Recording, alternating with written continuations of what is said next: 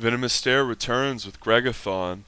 IdrA Fields taking on his opponent Lotzi Prime in Game 2 of the second round, the Sony Ericsson 2010 GSL Open Season 1. This is an incredibly important match in the history of StarCraft 2.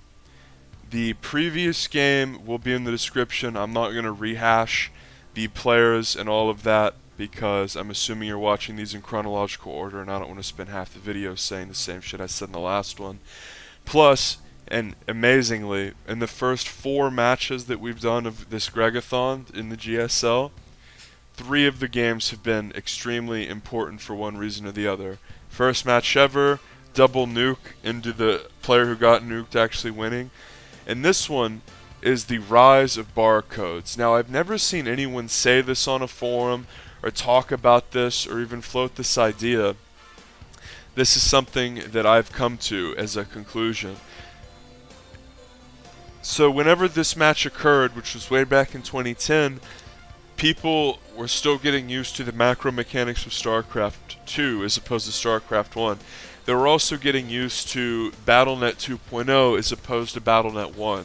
One of the key differences being you could look at your opponent's BattleNet profile and look at their match history in StarCraft 2 and see what build order they did. You couldn't do this in StarCraft 1.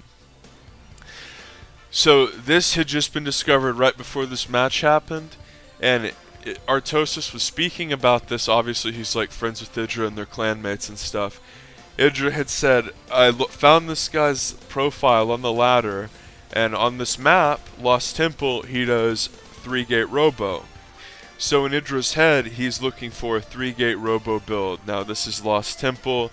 Hilariously, I've actually done some cast on this map of just like 1v1s I play against angry people and 2v2s I play with my friends and stuff. So I've talked about this map an extremely large amount. The main thing about it, there's a cliff on the high ground.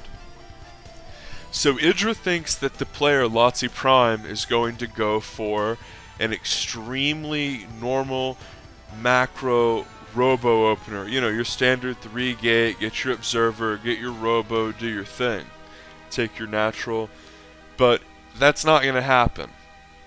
And essentially what we're going to see is this is the beginning of players, and you didn't see it really take an effect for 2 years, but this might have been the first instance in a pro game where someone realized like maybe like playing under a barcode would be beneficial, or retaining complete anonymity because people are going to try to metagame me.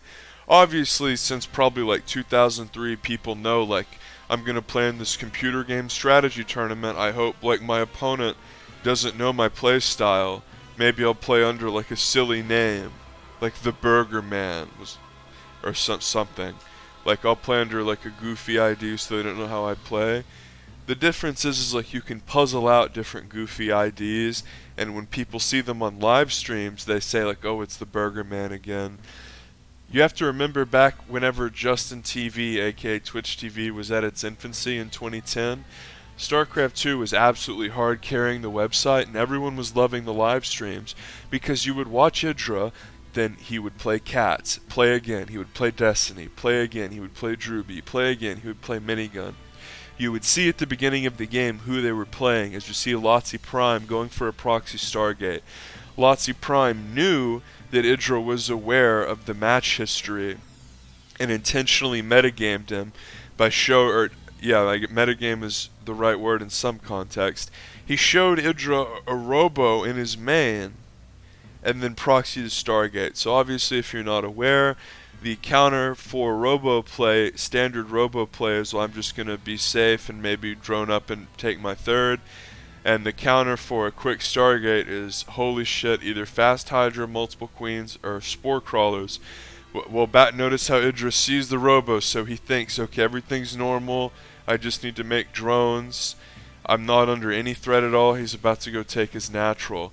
Well, see, what's going to suck is because you couldn't make a spore unless you had an Evo chamber, the voids are going to walk in, and IdrA is going to be thinking, void rays? Well, I scouted a robo, the build I knew and expected him to do, and he's not going to have a Hydra Den. There were no Ravagers for Corrosive Bile. The queen was way worse in every sense of the word, and I think it's just going to be really bad here for IdrA. This is one thing that I think that in Heart of the Swarm became an incredibly popular move to proxy a Stargate. But back in Wings of Liberty, people didn't really do this. A one proxy Stargate, and I'm gonna make a few Void Rays and go. There was no Oracle back at this time. This wasn't really on your radar as Zerg. It's certainly not going to be on your radar if you're expecting a player to go robo and they show you robo. So you're just thinking, well, he's yet to take a natural, so he could be doing like a one base, some sort of one base robo push with the mortal, or just like your standard 4-gate prism attack, or you might even think he's going to go double immortal drop on his high ground. Notice how none of the things that I just listed verbally, none of the things that you would do to counter those builds would do anything against Void Rays. Lotzi Prime is going to walk into IdrA's base, and IdrA has nothing that is going to shoot up. He's going to kill this queen in about 2 seconds. IdrA can't make Hydras, can't make Spores, certainly can't make enough queens to hold this, and that just really sucks. So this is an incredibly important match in the context of the history of the game, because this was the first time where someone had actively looked at match history, and by the way, all you need is one sentry and you hold this no matter what, ad nauseum, because there's no Ravagers. And IdrA GG's. So this was a time where people were like, well, match history, maybe that's a big deal, maybe this is something to consider, and we just saw sort of the result of that, and IdrA's thinking, oh, well, he went robo, I saw the robo, and then Void Ray showed up. So the final game's coming up, game 3, best of 3.